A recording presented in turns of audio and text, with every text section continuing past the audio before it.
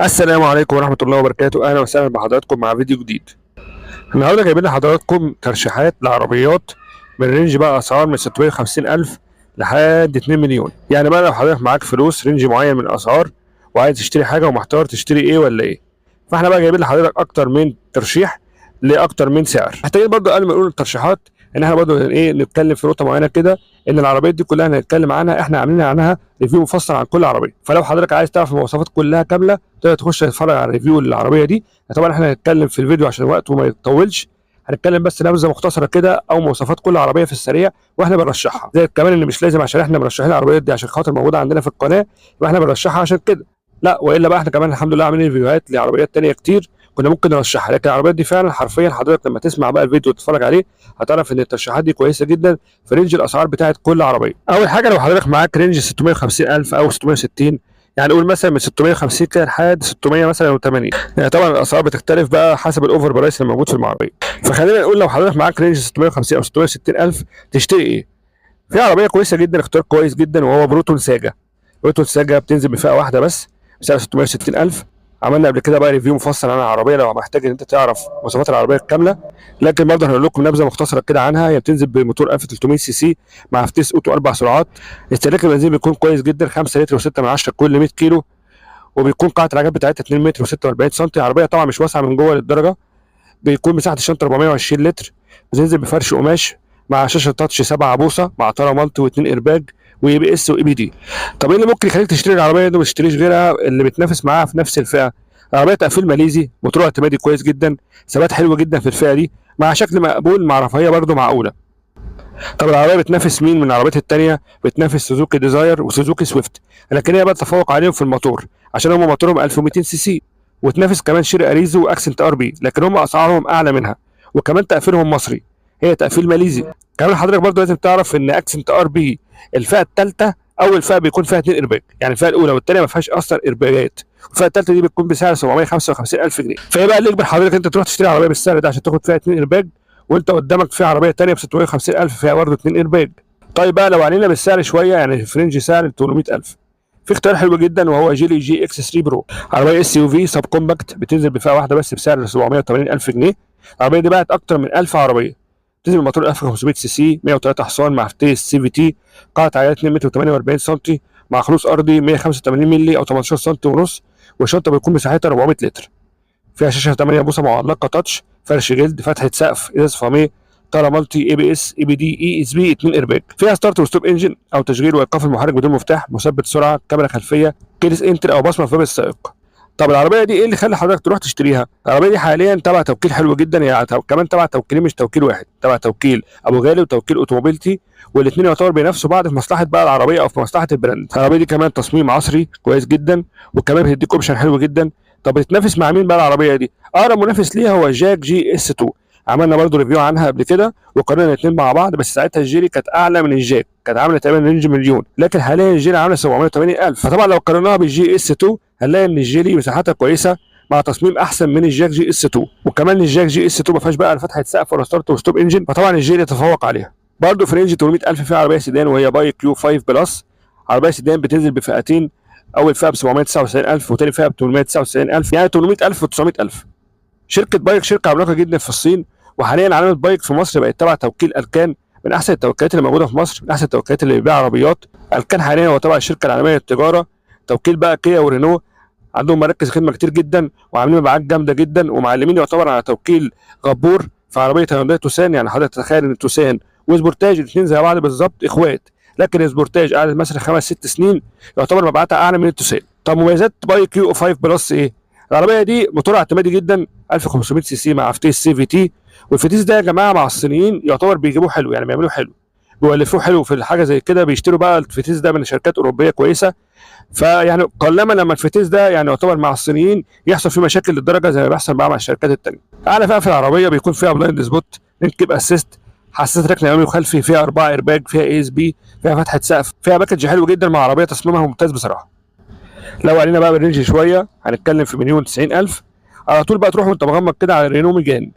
رينو ميجان عربيه تصميم جميل جدا، تصنيع اوروبي جيد، فيها بقى الاي بي اس والاي بي دي والاي اس بي، فيها 2 ايرباج، خامات محترمه، فيها ثبات محترم، حساسات، مثبت سرعه، موتور اعتمادي جدا 1600 سي سي، قاعده العجل بتاعتها 2 متر 71 سم، عربيه واسعه من جوه، الشنطه بتاعتها 503 لتر، مساحات تخزين كويسه جدا. طب بتنافس مع مين؟ بتنافس مع التيبو، لكن هي اوسع من التيبو. قاعده العجل بتاعت التيبو 2 متر و63 سم، والتيبو كمان اول فئه فيها ما بتكونش فيها حساسات. تصميم كمان رينو افضل واشيك من التيبو.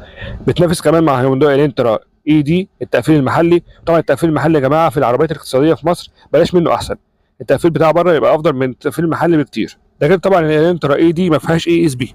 برضه في عربيه ثانيه سيدان في نفس الرينج ده، عامله من مليون 60 لمليون 300، وهي جي اي سي امباو. عربيه اداء حلو جدا، صيني محترم.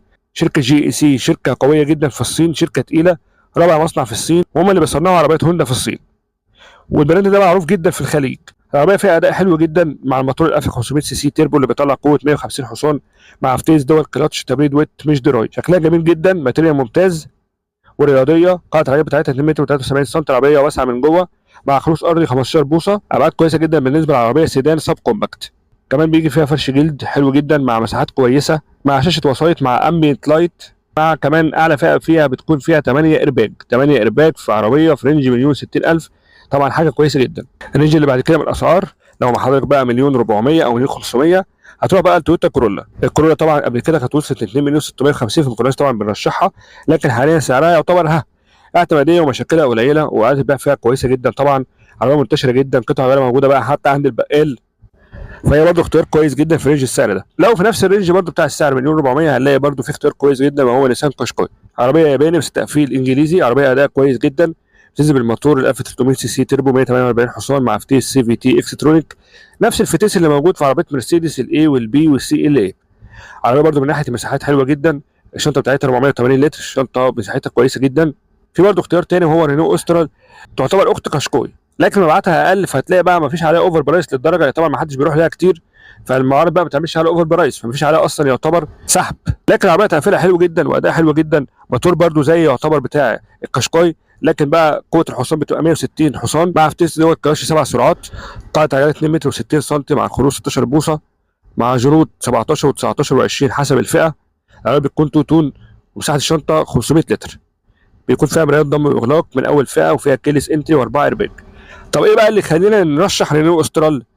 نرشح رينو استرال يا جماعه اكتر كمان من نيسان قشقاي، لو نيسان قشقاي عليها اوفر برايس. حضراتكم عارفين نيسان قشقاي قبل كده وصل اوفر برايس عليها 900000 في وقت من الاوقات، قبل بقى الموجه بتاعه انخفاض الاسعار كان وصل ارتفاع الاسعار عليها او الاوفر برايس ل 900000.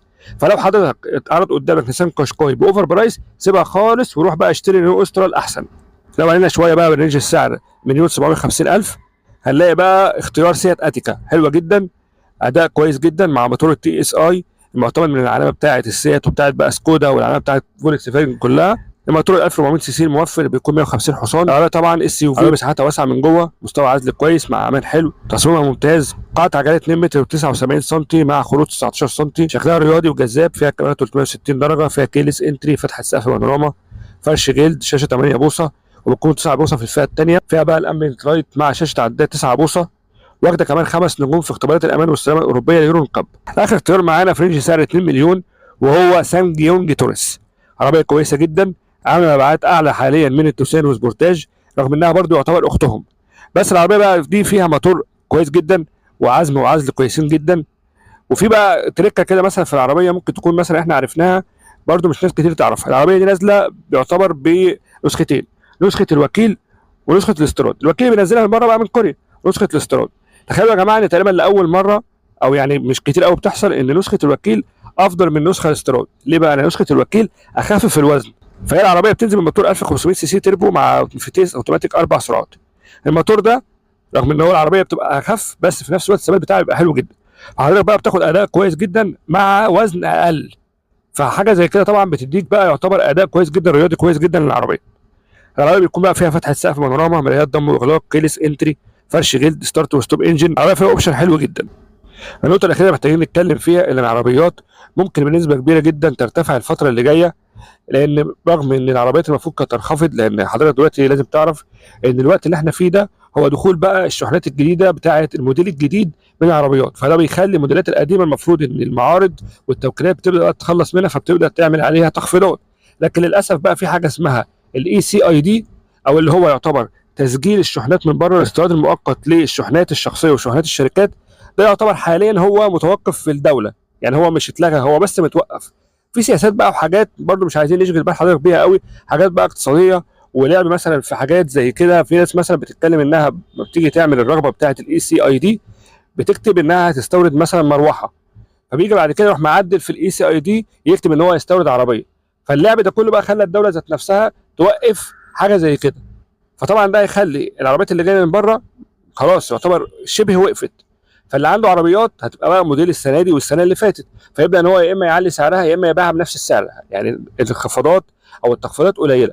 طب هل ده معناه بقى ان حضرتك تروح تشتري النهارده؟ والله احنا مش بنقول كده، لان اولا واخيرا قرار البيع والشراء لحضرتك. حضرتك ممكن يكون معاك فلوس بس مش عايز تشتري، حضرتك مثلا معكش فلوس بس هتستلف وتشتري، فالقرار ده بتاعك اولا واخيرا. احنا ما علينا بس غير ان احنا بنقول لحضرتك اخر الاخبار، وكمان مرشحين لك اكتر من عربيه في رينج اسعار من قليل لحد بقى العالي. وحضرتك برضو بعد ما تسمع الاخبار اكيد بقى تبقى سيد قرارك وهتعرف اذا كنت تشتري او ما تشتريش. في نهايه الفيديو اتمنى نكون ما طولناش على حضراتكم، ولو عجبك بقى الفيديو ده عامله بلايك وشير وسبسكرايب، ونقابل حضراتكم ان شاء الله مع فيديو تاني، والسلام عليكم ورحمه الله وبركاته.